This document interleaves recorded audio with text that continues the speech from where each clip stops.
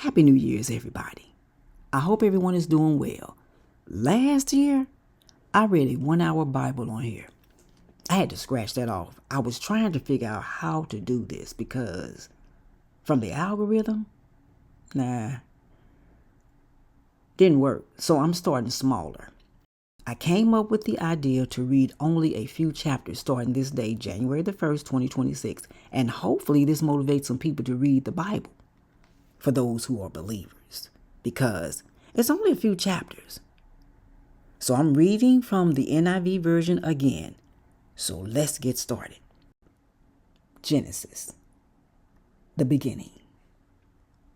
In the beginning, God created the heavens and the earth. Now the earth was formless and empty. Darkness was over the surface of the deep, and the Spirit of God was hovering over the waters. And God said, "Let there be light." And there was light. God saw that the light was good, and he separated the light from the darkness. God called the light day, and the darkness he called night. And there was evening, and there was morning, the first day. And God said, "Let there be a vault between the waters to separate water from water." So God made the vault and separated the water under the vault from the water above it. And it was so. God called the vault sky. And there was evening, and there was morning, the second day. And God said, "Let the water under the sky be gathered to one place, and let dry ground appear." And it was so. God called the dry ground land, and the gathered waters he called seas. And God saw that it was good.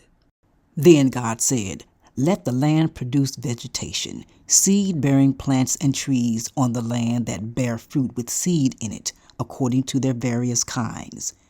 And it was so.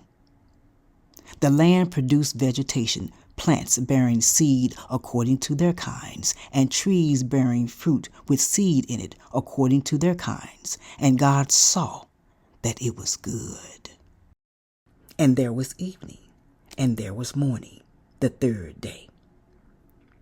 And God said, "Let there be lights in the vault of the sky to separate the day from the night, and let them serve as signs to mark sacred times and days and years.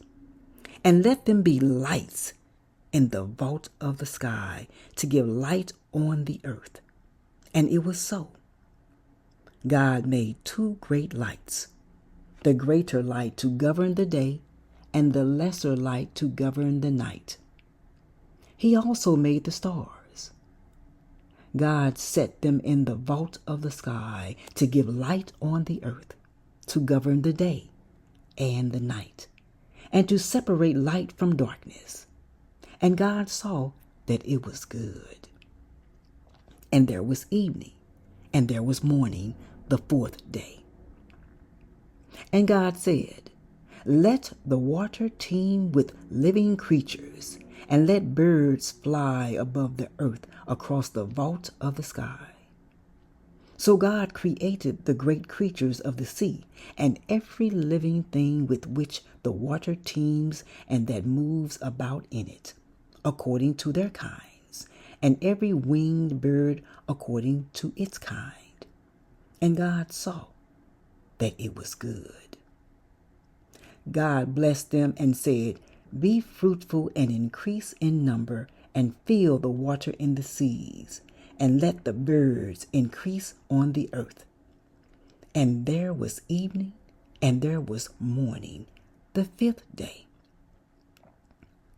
And God said, "Let the land produce living creatures according to their kinds, the livestock, the creatures that move along the ground, and the wild animals, each according to its kind." And it was so.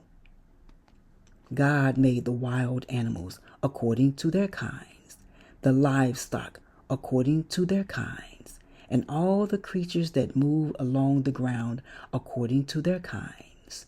And God saw that it was good.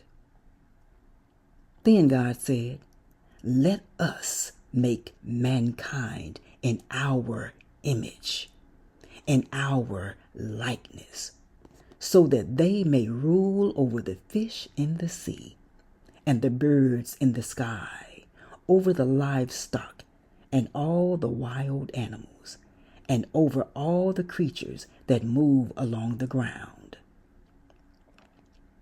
So God created mankind in his own image. In the image of God, he created them. Male and female, he created them. God blessed them and said to them, "Be fruitful and increase in number. Fill the earth and subdue it. Rule over the fish in the sea and the birds in the sky, and over every living creature that moves on the ground." Then God said, "I give you every seed-bearing plant on the face of the whole earth, and every tree that has fruit with seed in it. They will be yours for food. And to all the beasts of the earth, and all the birds in the sky, and all the creatures that move along the ground, everything that has breath of life in it, I give every green plant for food." And it was so. God saw all that he had made, and it was very good. And there was evening, and there was morning, the sixth day. Chapter 2. Thus the heavens and the earth were completed in all their vast array. By the seventh day, God had finished the work he had been doing. So on the seventh day, he rested from all his work. Then God blessed the seventh day and made it holy, because on it he rested from all the work of creating that he had done. This is the account of the heavens and the earth when they were created, when the Lord God made the earth and the heavens. Now no shrub had yet appeared on the earth, and no plant had yet sprung up. For the Lord God had not sent rain on the earth, and there was no one to work the ground. But streams came up from the earth and watered the whole surface of the ground. Then the Lord God formed a man from the dust of the ground, and breathed into his nostrils the breath of life, and the man became a living being. Now the Lord God had planted a garden in the east, in Eden, and there he put the man he had formed. The Lord God made all kinds of trees grow out of the ground, trees that were pleasing to the eye and good for food. In the middle of the garden were the tree of life and the tree of the knowledge of good and evil. A river watering the garden flowed from Eden. From there it was separated into 4 headwaters. The name of the first is the Pishon. It winds through the entire land of Havilah, where there is gold. The gold of that land is good, aromatic resin, and onyx are also there. The name of the second river is the Gihon. It winds through the entire land of Cush. The name of the third river is the Tigris. It runs along the east side of Asher. And the fourth river is the Euphrates. The Lord God took the man and put him in the Garden of Eden to work it and take care of it. And the Lord God commanded the man, "You are free to eat from any tree in the garden, but you must not eat from the tree of the knowledge of good and evil. For when you eat from it, you will certainly die." The Lord God said, "It is not good for the man to be alone. I will make a helper suitable for him." Now the Lord God had formed out of the ground all the wild animals and all the birds in the sky. He brought them to the man to see what he would name them. And whatever the man called each living creature, that was its name. So the man gave names to all the livestock, the birds in the sky, and all the wild animals. But for Adam no suitable helper was found. So the Lord God caused the man to fall into a deep sleep. And while he was sleeping, he took one of the man's ribs and then closed up the place with flesh. Then the Lord God made a woman from the rib he had taken out of the man, and he brought her to the man. The man said, "This is now bone of my bones and flesh of my flesh. She shall be called woman, for she was taken out of man. That is why a man leaves his father and mother and is united to his wife, and they become one flesh." Adam and his wife were both naked, and they felt no shame. Chapter 3. Now the serpent was more crafty than any of the wild animals the Lord God had made. He said to the woman, "Did God really say you must not eat from any tree in the garden?" The woman said to the serpent, "We may eat fruit from the trees in the garden, but God did say you must not eat fruit from the tree that is in the middle of the garden, and you must not touch it, or you will die." "You will not certainly die," the serpent said to the woman. "For God knows that when you eat from it, your eyes will be open, and you will be like God, knowing good and evil." When the woman saw that the fruit of the tree was good for food and pleasing to the eye, and also desirable for gaining wisdom, she took some and ate it. She also gave some to her husband, who was with her, and he ate it. Then the eyes of both of them were opened, and they realized they were naked. So they sewed fig leaves together and made coverings for themselves. Then the man and his wife heard the sound of the Lord God as he was walking in the garden in the cool of the day, and they hid from the Lord God among the trees of the garden. But the Lord God called to the man, "Where are you?" He answered, "I heard you in the garden, and I was afraid because I was naked, so I hid." And he said, "Who told you that you were naked? Have you eaten from the tree that I commanded you not to eat from?" The man said, "The woman you put here with me, she gave me some fruit from the tree, and I ate it." Then the Lord God said to the woman, "What is this you have done?" The woman said, "The serpent deceived me, and I ate."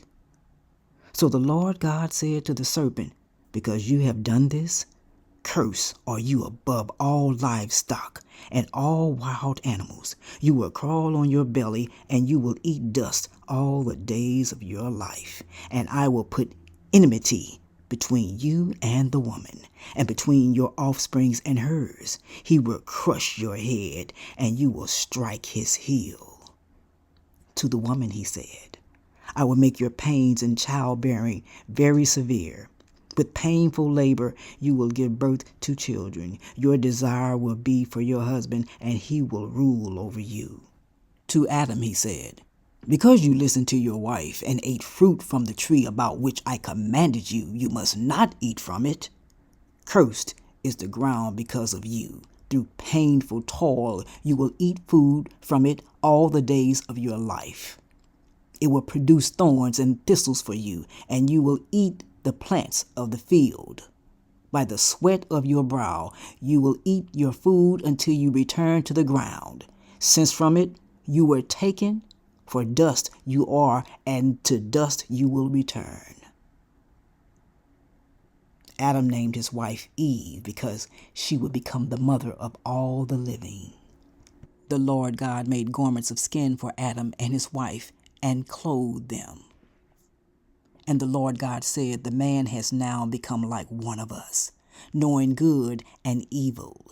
He must not be allowed to reach out his hand and take also from the tree of life and eat and live forever." So the Lord God banished him from the Garden of Eden to work the ground from which he had been taken. After he drove the man out, he placed on the east side of the Garden of Eden cherubim and a flaming sword flashing back and forth to guard the way to the tree of life.